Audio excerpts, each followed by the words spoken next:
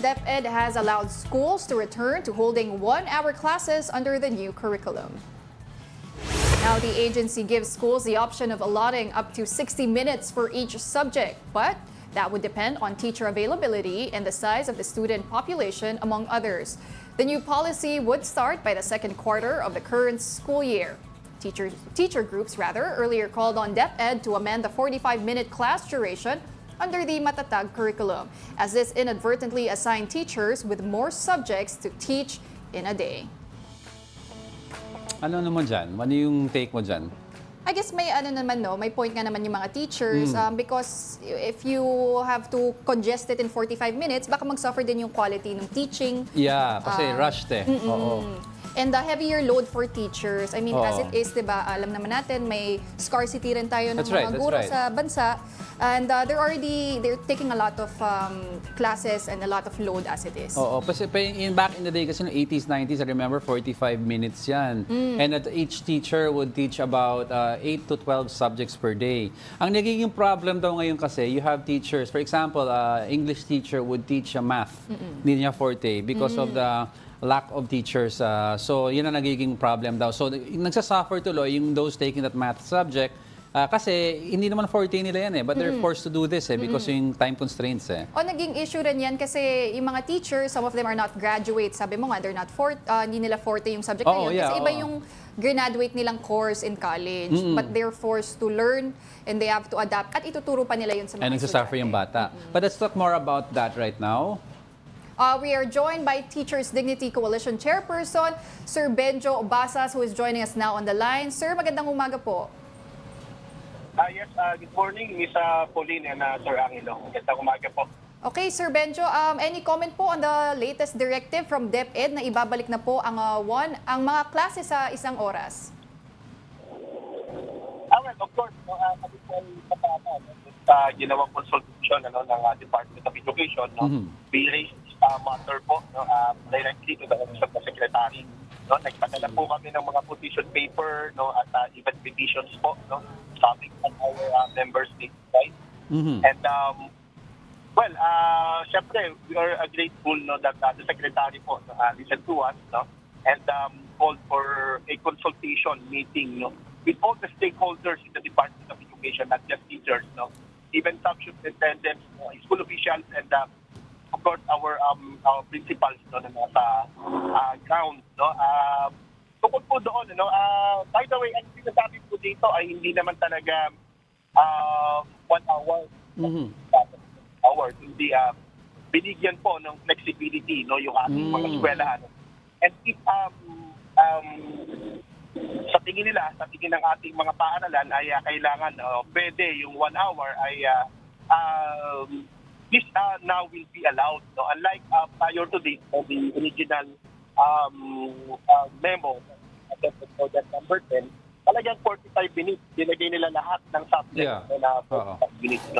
But hindi na po, pwede na pong 1 hour. Pwede pa rin naman 45 minutes, depending on the po in the school po. Pero Benjo, hindi ba ito parang a temporary fix for the issue? Kasi if next year, you'll have more students coming in, so meaning lalaki po ang class size. So ang magiging issue is not really the length of the class anymore, but the issue ang nakikita ng iba is yung ratio ng teacher to student. Hindi ba dapat we should also focus on long-term solutions like adding of classrooms, more teachers, better salaries? Yes, sir. Kaya nga we challenge the Department of Education and the entire government, for that matter, to resolve the issues of education sector, especially in terms of response, doon sa strategic na mga usapin po.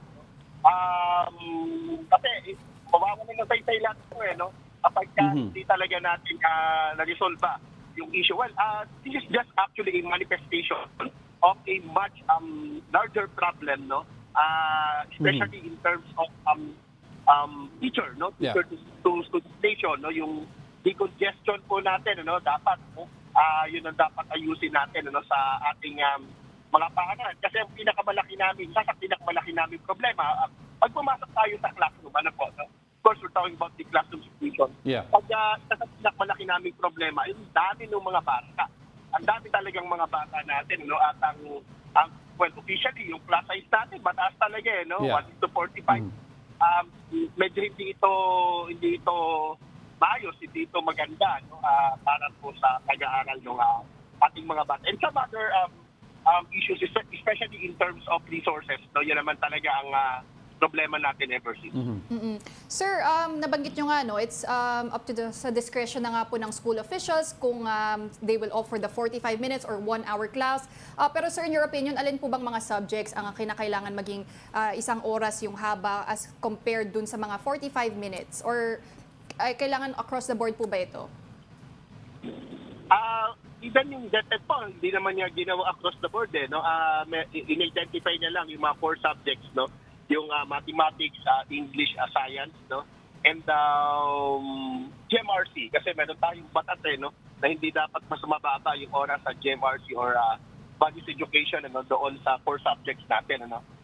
Pero para sa amin, ano, dapat po, no, bibigyan nga rin natin dapat ng primacy din itong social science subject o social studies subject, especially Philippine history, no, na tinanggal na nga sa high school, no, so dapat, no, if we amend the curriculum, ito yung isa dapat, no, if we amend the curriculum, I mean, ito dapat yung isa, no, sa dapat tutukan. Kasi nagkakaroon po dito talaga ng parang ng concept, no, na some subjects are more important than others. Diba? Parang, ganun. Well, of course, no, pwede naman talagang ganyan, ano. Pero ang tinitignan namin dito, no, kaya yung ating gobyerno rin ay ganito yung ginawa, no, yung mga 4 subjects na sinasabi. Kasi ito yung sinusunod ng PISA.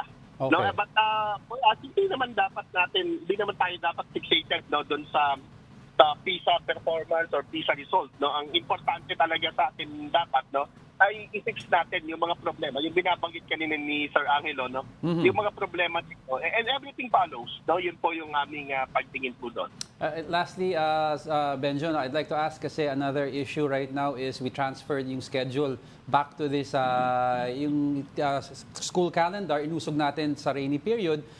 Kakasimula pa lang ng klase, nakailan class suspensions na tayo. And of course, every time you suspend, you're pushing back the schedule and naghahabol tayo. So, ano po ang comment nyo dito? And do you think magsasuffer din ng quality as among other things because of the number of days na nababawasan due to calamities? Yes, sir. No, meron tayong established rule, no, sa Department of Education, no, na hindi dapat publish sa 180, no, yung ating teaching and learning day. Okay. So ngayon, no, wala naman talaga yun sa batas, no. Pero ngayon, ang ginawa po natin sa DepEd, I think 174 issues. Okay. At nabawasan na yan, sir. Tama ka, no, na ako tansya ko, no, in some areas, so ay may 2 weeks na, no, na nabawas, no. So may gano'n, no. Hindi rin naman ito, ako nananatili kami naniniwala, no, na hindi rin naman mali, no, na iusog natin dun sa June to March, no. Calendar dahil talagang problema natin yung init, no, kapag Abril na tayo, no.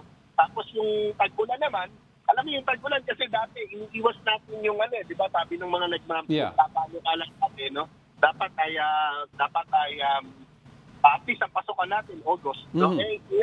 Ilang taon na tayo na nagpapasokan ng August, no. Since 2020, no? Of course 20 and 21, yun naman ay pandemic years, no. Okay. Pero ganito, ibig sabihin hindi na tayo makakaiwas sa malalakas na bagyo at ang pinakamalalakas na bagyo natin ay hindi naman dumating ng July. Yes. Kaya tama pa rin po ito, no. But then of course, no, we really have to kumbaga, no, to set a policy talaga, no, na magsasabi, no, na hindi talaga dapat mabawasan yung establish yung, let's say, 100 teaching and learning days. At kung sakali, nagkakaroon naman ng mga makeup activities po. Okay. At dahil mo talagang pag-usapan on this issue, na Pauline. Alright, but with that, thank you very much for joining us. I was Teachers Dignity Coalition Chairperson, Benjo Basas.